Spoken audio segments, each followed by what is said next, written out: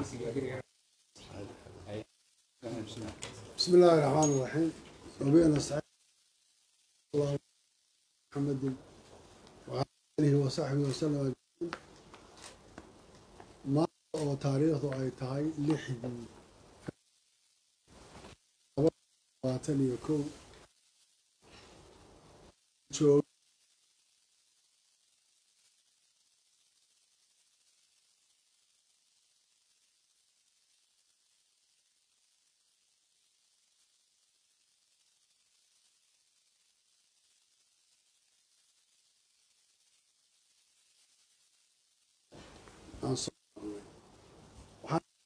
شيء إن قبل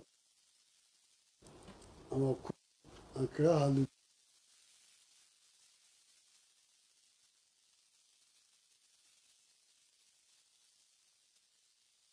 doorashadii ka hor iyo kadib laakiin waxaan tan rabaa inaan maanta ku soo kooban iyo sida ay ahayd waxaanu isugu nimid samareeb laba madaxweynaha jamhuuriyadda ra-iisul wasaarihii hore iyo madaxda dowlad goboleedyada iyo gobolka banaadir waxa aan kaga hadalnay waxay ahayd in xal laga gaaro gobolka Gedo guddi loo saaro guddidaasi inta aan samareeb saddex la isugu soo noqonin ay iyagu ka soo tala bixiyaan xalla laga gaaro iyadoo markaa dowladdu ay ka shaqaynaysay ciidamo lagu daldalayo colaysyo badan oo la gaarsiinayo dadka iyo dhibaato dadka la dhex dhigaya muuqatayna inta ka horeysa shirka dambe intaanaan isugu imanin in tallaabada dhacdo arrintaana madaxweynaha jamhuuriyadda iyo madaxdii kaleba aanu ka wada hadalnay ma aynan dhicin samareeb tiri ma aanaan imanin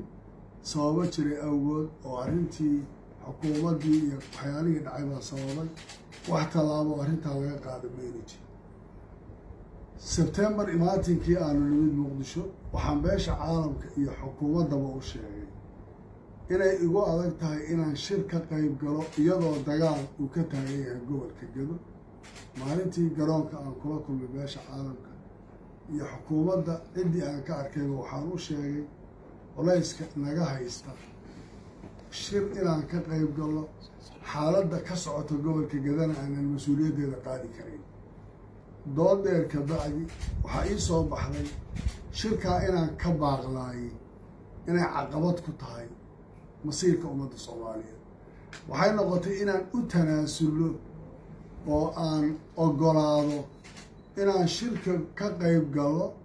lagaga hadlayo arrinta doorashada iyo masiirka Soomaaliya inta shirkaasi uu socdana midda kale ee dhibaatada gudaheeda markaa tirsanaynay ee Jubbaland ka jirta inaan gudaheeda ku shaqeyno inta ay maqnaayeen madaxdii kale aniga iyo madaxweynaha maxamed cabdullaahi farmaajo waanu kulannay waxaanu ku heshiinay inaan ka shaqeyno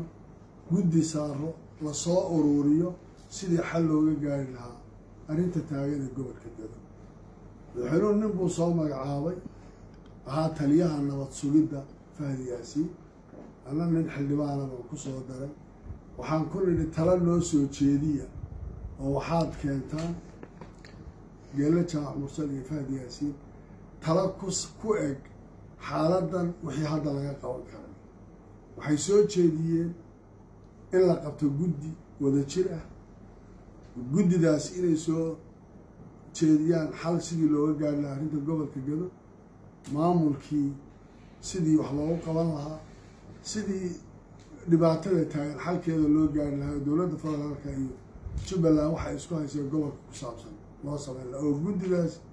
ay uga howlgeli lahayd muddo koobanna loo cayibi lahaa inay arrintaas ku dhammaato waxba mayna ka dhicin madaxweynuhu isagaa ballantaa ka baxay shaqadii aan isku ogeyn oo dhan dhinaca kale u rogay isagoo markaas waxyaalo aan munaasab ahayn ama aan madaxweynenimadiisa u qalmaynin ay noqotay waxa uu hadafka ka dhigay oo ay ahayd doodo ku saabsan arrinta Jubbaland iska daaya waxa caqabadu Gedo ma aha Kismaayo ka jirta isagoo xusay markaas waxyaalo aanan hadda inaan sheegay ay ceeb ugu tahay oo ay ka mid tahay reer iyo qabiil iyo Kismaayo iyo hogaamiye kooxeed iyo waxaana la isku hayaa iyo waxaana la isku hayaayo aan igula hadlin cod madaxweyne uu ka hadlayay wax si jufanimo ah ku saabsan taas waxay soo gaarsiisay inaan shirkii idhaahdo haddaba kama qayb gelayo saaxiibaday markaa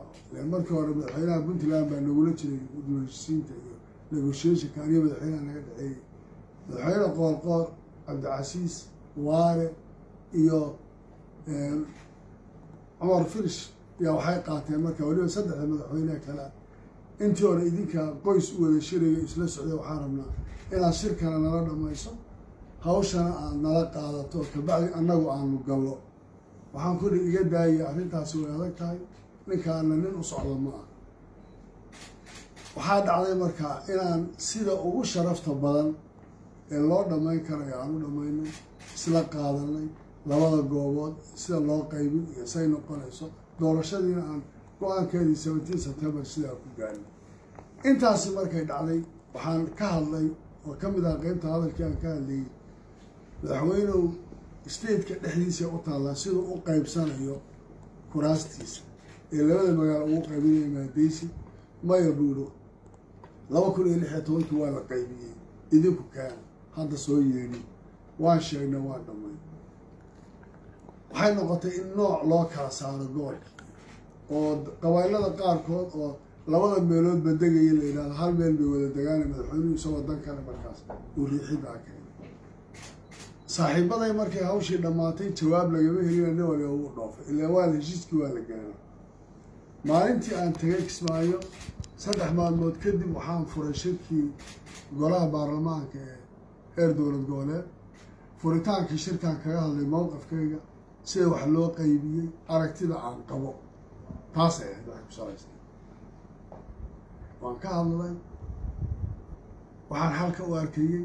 sida wax u jireen qaybinta la qaybiyey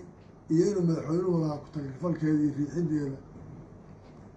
waana la ogaa waana hadal duuban oo yaallo ah maana ka helin wax jawaaba waxa nagu soo noqday ma jiro halkaa iyadoo taagan tahay waxaan muddo 4 bilooda ku baaqaynay iyadoo markaa 3 qodob oo ka mid ahaa qodobadii laga hadlayay doodoodu soo noqotay oo ka mid ahayd guddiyadii la soo saaray oo laga cabanayay sharxiintu ay ka cabanayeen oo la lahaa waxaa ka buuxa nabad sugid iyo shaqaale dowladeed oo ay ku jirtay in arrinta Somaliland iyo xalkeeda la helo oo ay ka mid ahayd arrinta gobolka Gado oo markaa ciidana lagu daabulayay caqabadana ay jirtay waxaan marar badan beesha caalamkana u gudbinay dowladda Soomaaliyeedna kala hadalay waxa aan ka hadlaynaa waa ummad iyo masiirkeed shir hal isugu yimaado ha laga wada hadlo si loo hadliyo qodobadan aan ka hadlay intaas oo bilood lagama jiro waxaan rabaa inaan idin xusuusiyo 2016 waxaa jiray bilaha qaarkood oo hal bil shirar la isugu yimaanay 2 goor si xal looga gaadho mas'ale yar oo markaa soo baxday khilaafkeeda saddexdan arrin oo gobolka gadatiisu ciidamo lagu daabulayo dagaal la abaabulayo xuduudo la xidhayo dhibaato la abuurayo ay tahay wax ka sii weyn iska daa in doorasho xaalad ka sii adag lagu jiro waxaa dowladdii mas-uuliyiintii dowladda federaalka ay qaadan waayeen intii shir la isugu yimaado in xal laga gaaro ama loo yimaadaan ama aan u tagno ama la isu yimaado waxaan fursad ka helay Garoowe shirkii ay qabatay Heritage kaasoo aanu isugu nimid madaxdii qaranka marka laga soo tago madaxweynaha xafiiskiisa sababta ra'iisul wasaarahana waa laga joogay iyo 2 state oo ahaa Hirshabeelle iyo Koonfur Galbeed inta kale meeshaan ku sugnay dood dheer kadib oo labada aqal guddoonkooda ay joogeen waxaa la yidhi maxaa xala waxaanu qaadanay Jubbaland oo tanaasul ku sameynay warinta gobolka Gado waa caqabad taagan caqabadda waxaan u baahanahay in laga gudbo si looga gudbo wadankuna uu doorasho u galo khalkhal kalena uuna u sii gelin waxaa muhiim noqotay oo aanu soo jeedinay arrinta gobolka Gado in xalkeeda guddi loo saaro waqti muddo ay noqoto la cayimo laga shaqeeyo arrinta Garbaharre iyo doorashadana si wadanka doorashadu uga dhacdo firaaqana uuna u soo bixi oo madaxweynaha maanta halka maalin u hadhay iyo sharci darrada wadanku uu ku dhacayeen ayna u imanin inaan magaalada Garbaharre maamulkeedii gudoomiyihii degmada iyo gobolka iyo boolis la keeno Jubbaland oo maamulka la shaqeeya iyo amisom booliis dowladda ay soo wareejiso gobolka intiisa kalena laga qaado guddiyo iyo marxalado lagu gaarsiin kara dib u heshiisiin tallaabada la qaado oo dib u heshiisiintaas weliba ay keenayso dadkii reer Gedo ee maamuladii ku jiray labada dhinacba in la isku keeno la heshiisiiyo maamul ka kooban dadkii oo dhan iyadoo aanan odhanaynin hebel xagganuu jiray iyo xagganuu jiray inaan maamul isku dhafan aan u samayno ciidankana wixii dheeraadku ay markaas Gedo ama daawo meel kaloo bannaanka looga keenay ama Jubbaland gudaheeda ha noqoto ama xamar iyo dowladda federaalka ha noqotee inaan labadaba intii laga celiyo dadkii ciidankii la iska horkeenay dowladdu ay dhibaatada u geysatay aan isu keeno la isku dhafo la walaaleeyo wixii dhexdooda la dhigayna aan baajino ka dacna sidaas maamulkii lagu soo celiyo iyadoo cid walba laga tixgelinayo Axmed Qoorqoor madaxweynaha galmudug arrintaasaan u soo diray oo aanu siinay kama hadlaya hadda jawaabihii soo baxay waxay ahayd kabacdi intaas waxaa dhacay iyadoo weli uu baaqiyo hadalkii taagan yahay inaanu ka hadalno oo laga hadlo caqabadda xuduudka ka jirta iyo dagaalka dhacaya iyo ciidanka isku dhaca ka iman karaya iyo ciidan inuu shabaab iyo u dhexeeyo ciidan kale oo cadow ciidankii la isaga dhigay inayna socon karayn si kontarool la-aana markaa inuu dagaal uga dhacay beled xaawo in ka badan 70 qof ay ku dhimatay in ka badan intaas laga qabtay kuwa dhaawaca lagu tuntay kuwa la dhaawac tiray laga dhigay inay yihiin wiilashii shalay dhufayska ku wada jiray nimankii jarmalkii iyo naazigii iyo dowladihii kale isbahaysigii kale ku dagaalamaya dagaalkii labaad sidoodii oo kale in loola dhaqmo oo ciidankii Soomaaliyeed iyo dowladnimadii iyo waxay dowladdu sheegaysaa meesha ay ku baabaan intaasoo culays kadib waan sheegay oo loo arkay weliba lagu yiri ciidankani waa Kenya kuwana waxay difaacayaan xuduudii dalka Kenya oo Kenya waddan ku soo duushay waxaa aad su'aal cajiib ah lagu qoslahay in ka badan 700 kilomitir bay Kenya iyo Soomaaliya xuduud leeyihiin 5 kilomitir waa number aad kilomitir aad u yar in Kenya laga difaacayaa leeyahay xuduudka inta leeyna 42 goobood ay ku sugan yihiin ciidanka Kenya gudaha Soomaaliya in ku dhow 3800 askari ay ka joogaan xuduudka inta leeyga kalena u bannaan yahay in la yiraahdo ciidankan wuxuu difaacayaa oo diyaaradaha maalin loogu soo daldalayaa 5 kilomitir buu Kenya ka difaacayaa maamulka Jubbaland waa daba dhil faaxmado oo jaajuus ku yahay kanoo noqonaya waxaan taariikhda xataa Soomaaliya hore u soo maray intaasoo dhan oo dhacday kadib dagaalkaas waxay noqotay in la isugu yimaado cadaadis badan kadib inaan ogolaano inaan sii dayno guddigii kuna baaqna shir in la qabto waxaan sii dayno guddigii oo cabashada daraadeed markii hore aan u gelin hakadaan u gelin sii daynta guddidaa iyo shirkaan ku baaqnaa waxay keentay in shir la isugu yimaado Samareeb iyadoo aan anagu ku baaqnay Muqdisho sababta anagoo doonayna inuu noqdo shir ballaaran international community axsaabta dadka danaynaya kulligood in la wada xalliyo sababtoo kuwa mucaaradka iyo musharaxiinta laftooda xaq waxay u leeyihiin tabashadooda in la dhageysto laakiin in aan meel kale intaan u soo baxno la yiraahdo inagu aan isku koobnaana waxaan ka doorbidaynay meel agsi loo wada leeyahay iyadoo marka aniga culays ay igu ahayd oo marka Samareeb iyo la yiraahdo Muqdisho ay tan ii fiican tahay amni ahaan iyo nolol ahaan inta oo culayska aan Muqdisho ku dareemayaan ku dareemay haddana waxaan u qaadanay riskiga waxay ahayd inaan la xaliyo guud ahaan cidda wax tabarayso intaa ka bacdi waxaanu nimid Samareeb afar shirkii ugu horreysay galay madaxweynuhu wuxuu yiri Jubbaland iyo Puntland baa shirka soo dalbaday ee iyagu ha sheegay waxa laga wada hadlay yani ma aha nin ay wax ka maqnaayeen nin ma aha nin madaxweyne oo mas'uuliyad saaray ma aha nin madaxweyne oo caqabada taagan iyo waddanku meesha ku socda garanaya waxaana ka wasi cajiibsan madaxweynuhu markuu imanayay inuu ku baaqay shirka inuu tagayo 5 bisha baarlamaanka labada aqal oo la kulmay waa waxaad garanayso dalab inuu leeyahay marka aan nimid hadalkii aan bilowday waxa ku madaxweynuhu haddii anaga naga sugeysay saddexdan caqabadood baa taagan oo xal u baahan in laga gaaro waddankii doorasho u baahan yahay waxa keliya processkan uu ku sii socon karayo waa xal siyaasadeed in la gaadho haddaan xal siyaasadeed la gaadhin maanta baarlamaanka sharcigiisu uu dhacsan yahay waqtigiisa ugu dhammaaday madaxtooyada waqtigii intanaa oo dhiman waxay ku jiri karaan oo keliya political agreement in la gaadho sababta waddanku waa federal stateyadana siyaasaddii waddanka matalaya ra-iisul wasaarihii baa jooga waxaa intaa ka dambeeya caqabad baa imanayseen maanta aynu gaadhnay heshiis saddexdii qodobna aan ka wada hadalno saddexdii qodob waxaa la yidhi ha laga hadlo guddi ha loo saaro aniga oo ah madaxweynaha jubbaland guddoomiyaha gobolka banaadir ahna duqa magaalada muqdisho iyo ra-iisul wasaaraha oo goobjoog noo ah waxaa la yidhi waxaad ka soo tala bixisaan labadii qodob ee kale arrinta ku saabsan somalilan iyo cabashada ka jirta iyo arrinta ku saabsan guddiyada doorashooyinka iyo caqabadihii laga qabay waxay noqotay inaan khadka soo gelino oo aan isugu aan la hadlo guddoomiyaha aqalka sare guddoomiye cabdi xaashi iyo ra-iisul wasaare ku-xigeenka oo aan ku nidhaahno niman yaho odayaal baa tiin mas-uuliyiin baa tiin dowladda federaalka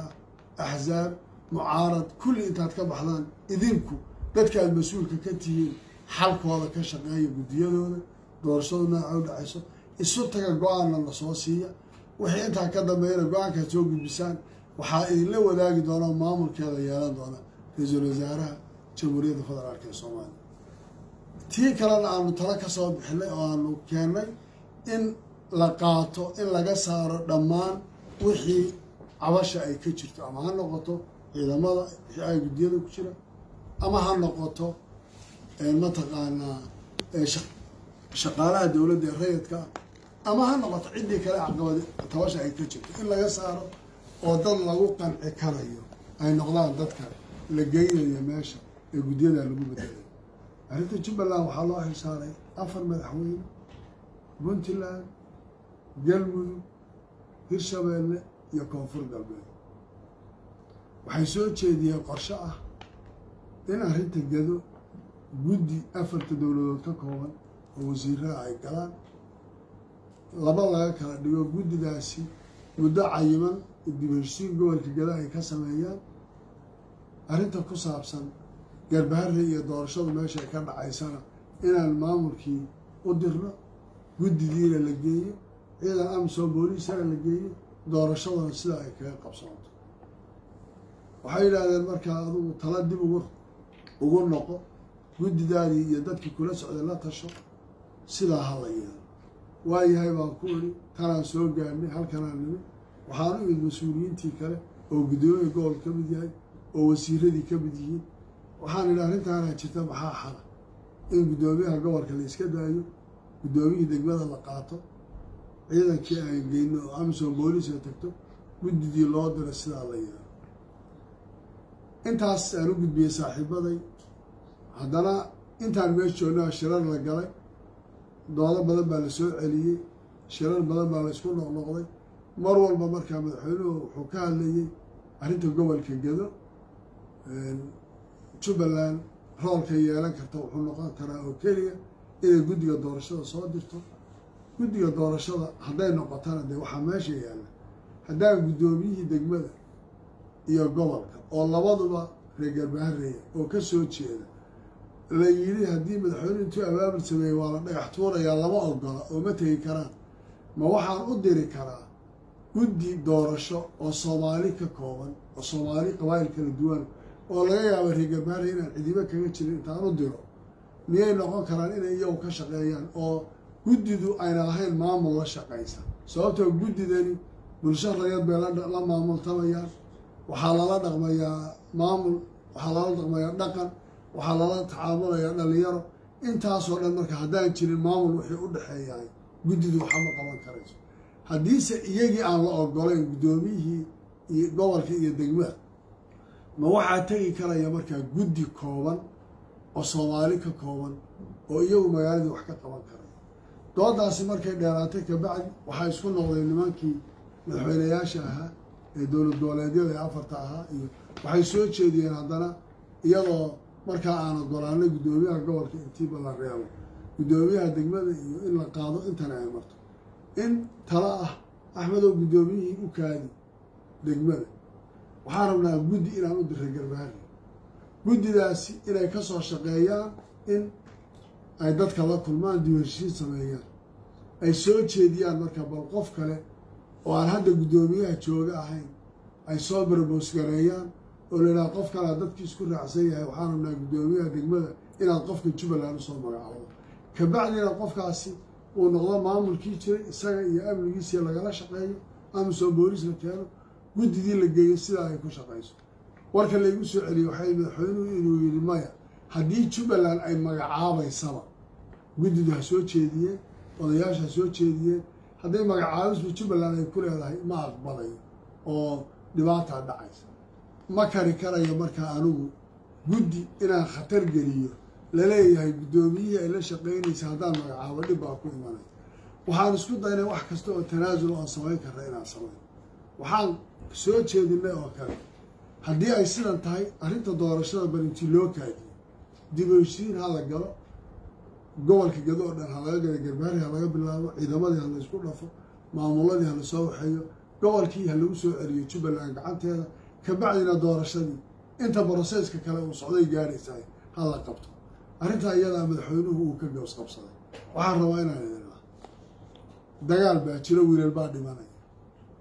mushkilad baa taagan oo dhib baa jira waxaa madaxweynaha u sheegay madaxweynuhu anigu kuraasta masharax maygi